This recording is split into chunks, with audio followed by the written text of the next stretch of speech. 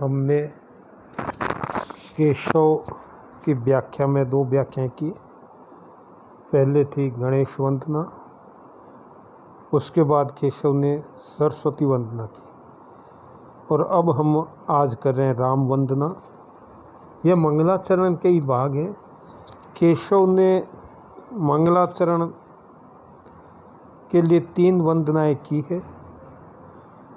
कहा भी गया है कि भारतीय संस्कृति की विशेषता ये रही है कि काव्य शुरू करने से पहले मंगलाचरण किया जाता है। कवि कर्म भी उसका अपवाद नहीं रहा है। कोई भी कार्य सिद्ध होता है तो हम मंगलाचरण करते हैं, और उस कार्य के लिए सबसे पहले गणेश जी की वंदना की जाती है। केशव ने भी गणेश जी की वंदना की है। तुलसीदास जी ने विनय पत्रिका में भी गणेश जी की वंदना की है। गणेश जी की वंदना करने के बाद उन्होंने वंदना की है सरस्वती की। अब हम ये देख सकते हैं कि ये क्रम क्यों आया है कि जब तक आपके मन का मैल है, आपके मन में कामनाएं हैं, तो केशव ने ये कहा है कि सब वो कामनाएं, जो कष्ट, वो दूर कौन करेंगे? गणेश जी। और गणेश के बाद उन्होंने सरस्वती की वंदना की है। उसका भी कारण है। सरस्वती किसकी देवी है? क्योंकि केशव ने पहले कहा है गणेश जी के, दूर के कलंक भवशीष शशि समरूप रम, दास के कलंक को नष्ट करने की क्षमता हो, अर्थात सारे कलंक दूर हो जाए, उसके बाद सरस्वती की वंदना की गई है। अब सरस्वती किसकी देवी है? वाणी की। केशव ने उसकी वंदना करने के बाद की वाणी शुद्ध होगी तभी तो कविता अच्छी होगी, काव्य अच्छा होगा, काव्य का सृजन ठीक ढंग से चलेगा। सरस्वती की कृपा होगी तो जिह्वा पर सरस्वती विराजमान होगी, तभी तो केशव ने माना है कि कवि का कर्म संपूर्ण होगा। सरस्वती की वंदना के बाद उन्होंने राम की वंदना की। अब राम क्या है? राम के बारे में, राम की विशेषता के बारे में केशव ने बहुत अच्छी तरह से अपने आराध्य, केशव के भी आराध्य राम है और उसकी ही वो वंदना कर रहे हैं। और राम की वंदना में केशव ने ये कहा है कि ये मुक्ति को भी देखते हैं और भक्ति को भी देते हैं, अर्थात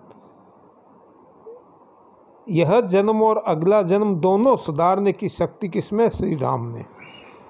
राम की वंदना करते हुए कह रहे हैं केशव, पूर्ण पुराण और पुरुष पुराण परिपूर्ण, बतावे न बतावे और उक्ति को, दर्शन दे जिन्हें दर्शन समझे ना, नेति नेति कहे वेद छाड्यान युक्ति को, जानी है केशवदास अनुदित राम राम, रटत रहत न डरत पुनरुक्ति को, रूप देही अणिमा ही, गुण देही गरिमा ही, भक्ति देही महिमा ही, नाम देही मुक्ति को। तीसरी वंदना करते हुए कह रहे हैं, पहले आप इनके शाब्दिक अर्थ को समझें। देखो, यमक अलंकार बहुत सुंदर उदाहरण है। केशव के लिए कहा भी है कि अलंकारों के चक्कर में केशव को, कविता को बिगाड़ा, लेकिन ये बात नहीं है। केशव के अलंकार, केशव आचार्य थे और इस यमक अलंकार का बड़ा सुंदर वर्णन किया गया है केशव में।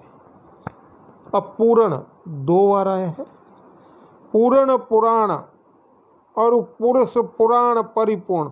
पुराण का 2 बार अर्थ है। पूर्ण, पूर्ण मतलब संपूर्ण, समस्त। आप शाब्दिक अर्थ पहले समझ लें, उसके बाद में व्याख्या आपके बड़ी सरल हो जाएगी। केशव को हम पढ़ते हैं, ध्यान से पढ़ते हैं, तो केशव की भाषा, केशव बड़ा सरल कवि है। और हम केवल यही रखें ध्यान में कि केशव कठिन काव्य का प्रेत है, तो केशव कठिन काव्य का प्रेत ही माना जाएगा। हम पढ़ेंगे ही नहीं, उसके शाब्दिक अर्थों को नहीं समझेंगे, तो केशव कठिन काव्य का प्रेत ही माना जाएगा। अब आप देखो कि पूर्ण, पूर्ण का आपको पता है, आप इसका प्रयोग करते हैं कि पूर्ण है, ये तो पूर्ण है, और पूर्ण कौन है? भगवान है। तो ये कहते हैं संपूर्ण, समस्त, पुराण, प्राचीन। और दूसरा पुराणों का अर्थ क्या होगा? पुराण ग्रंथ। कि पुरुष पुराण कि वो तो पूर्ण है, प्राचीन है, परिपूर्ण। अब परिपूर्ण का क्या है? सब प्रकार से पूर्ण। उक्ति, उक्ति मतलब बात, कथन।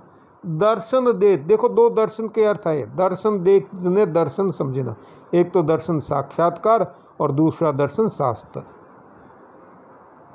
ये जो बातें आई हैं,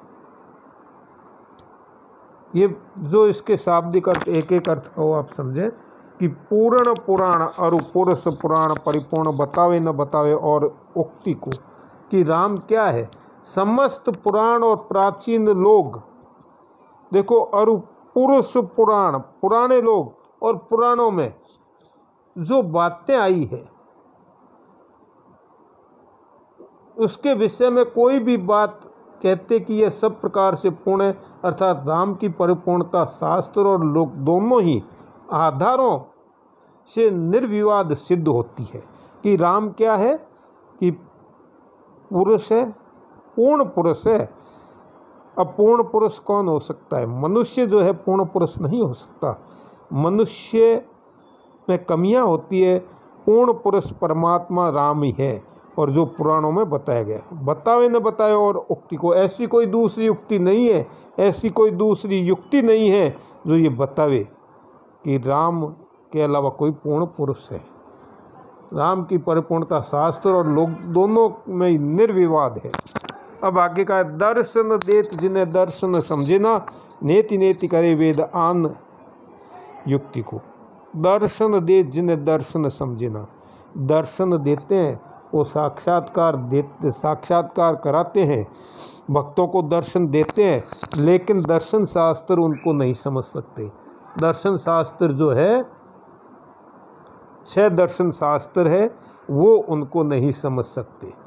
6 दर्शन शास्त्र है आपके, वो उनको नहीं समझ सकते, दर्शन फिलॉसफी। और नेति नेति कहे वेद साढ़े आन युक्ति को। नेति नेति नह इति, जिसका अंत ना हो, संधि नह पुलस इति, जिसका कोई अंत ना हो, वेद साढ़े आन युक्ति को। वेद भी उसको छोड़ते हैं, अर्थात वेद भी यह कह करके छोड़ देते हैं कि इसका अंत नहीं है इस स्वरूप का। वेदों में भी क्या है? उसके स्वरूप को यह भी नहीं, यह भी नहीं, अर्थात इसके आगे हम अपनी असमर्थता प्रकट करते हैं। वे ही राम भक्त वत्सलता के कारण अपने भक्तों को सहज ही दर्शन दे देते हैं, अर्थात वेद जिसको कह देते हैं दर्शन दे जिन्हें दर्शन समझे ना। राम क्या है? राम के लिए जो राम की कथा है वो भक्तों के लिए बड़े सुलभ है, भक्तों को दर्शन दे देते हैं। वेद शास्त्र अर्थात दर्शन शास्त्र जिनको नहीं पहचान सकते, जिनके बारे में नहीं कह सकते, राम भक्तों को दर्शन देते हैं सहज भाव में। जानी है केशवदास अनुदित राम राम, रटत रहत न डरत पुनरुक्ति को। जानी है ये केशवदास अनुदित राम राम, रटत रहत न डरत पुनरुक्ति को। देखो कि ये केशवदास जी, देखो केशव ने जो बात कही है, जानी है केशवदास अनुदित राम राम। अनुदित रात और दिन, शाब्दिक अर्थ है अनुदित का रात और दिन। अनुमत रात और दिन, रात दिन वो राम राम रटते रहते हैं और डरत ना पुनरुक्ति को। पुनरुक्ति से डर नहीं लगता। अब पुनरुक्ति क्या है? यहाँ केशव की यही तो चमत्कार की बात है। केशव को इसीलिए तो वो उसके काव्य में चमत्कार है। पुनरुक्ति, पुनरुक्ति काव्य में एक दोष भी होता है, बार बार कहना।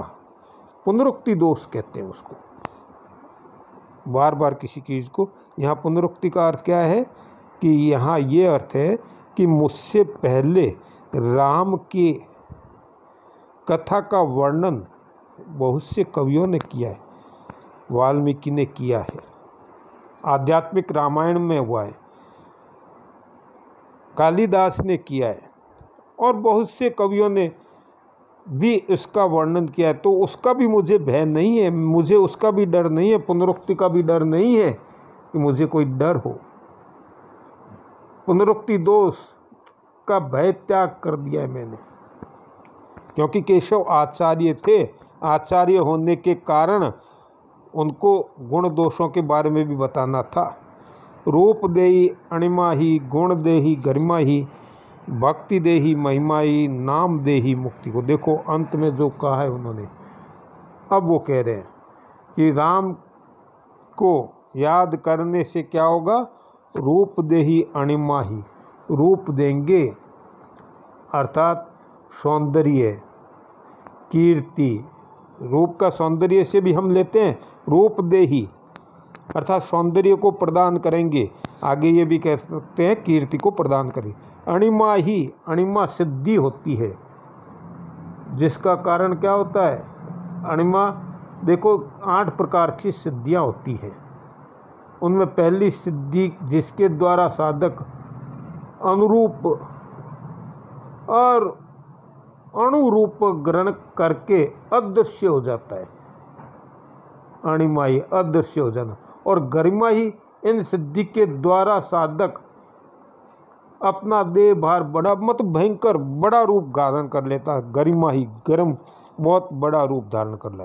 गुण देही, गुणवान बना देंगे। और आगे का है भक्ति देही महिमा ही, नाम देही मुक्ति को। भक्ति भी देगी, महिमा। इस सिद्धि के द्वारा क्या होता है कि विस्तार कर लेता है वो अपना शरीर का, यथा इच्छा से वो विस्तार कर लेता है। और भक्ति देही, भक्ति को प्रदान करेंगे। देखो साधक जो होता है, राम का नाम स्मरण करते हैं तो किस लिए करते हैं, जो केशव ने कहा मुक्ति के लिए। यहाँ राम के नाम का हम पाठ करेंगे तो क्या होगा, राम के नाम का दोनों बातें कहिए, अर्थात इस संसार में तो सुख मिलेगा ही, और मुक्ति, मुक्ति का अर्थ क्या है, मोक्ष की प्राप्ति भी होगी। राम के नाम से हमें मोक्ष की भी प्राप्ति होगी। राम तो भक्त वत्सल है, भक्तों का उद्धार करने वाले हैं, भक्तों की सहायता करने वाले हैं। यहाँ यह संसार, अब देखो कि भक्ति देही गरिमा ही, नाम देही मुक्ति को। हम क्या करते हैं कि मोक्ष कब प्राप्त होता है, जब हम सांसारिकता को छोड़ देते हैं, सांसारिकता की बातों से दूर हो जाते हैं। लेकिन यहाँ तो क्या है, राम की भक्ति करेंगे तो हमें क्या मिलेगा, सांसारिक सुख भी मिलेंगे और मुक्ति भी मिलेगी। तो केशव की यही विशेषता रही है। केशव ने इस राम कथा में यही बताया है कि राम को याद करेंगे तो हमें राम की भक्ति भी मिलेगी, सांसारिक सुख भी मिलेगा और मोक्ष की प्राप्ति भी मिलेगी। अब इसमें जो है वो अलंकारों की दृष्टि से ये क्या है, अलंकार इसमें देखो कि अनुप्रास तो है, लाटा अनुप्रास है, इसमें यमक भी है और संबंधातिशयोक्ति भी है। संबंधातिशयोक्ति अलंकार का भी सुंदर उदाहरण है। मन हरण कवित्व में इसका वर्णन किया गया है। और केशव जो है, क्योंकि राम की भक्ति, राम का जो चरित्र है इसमें बताया गया है और राम ही सब कुछ है।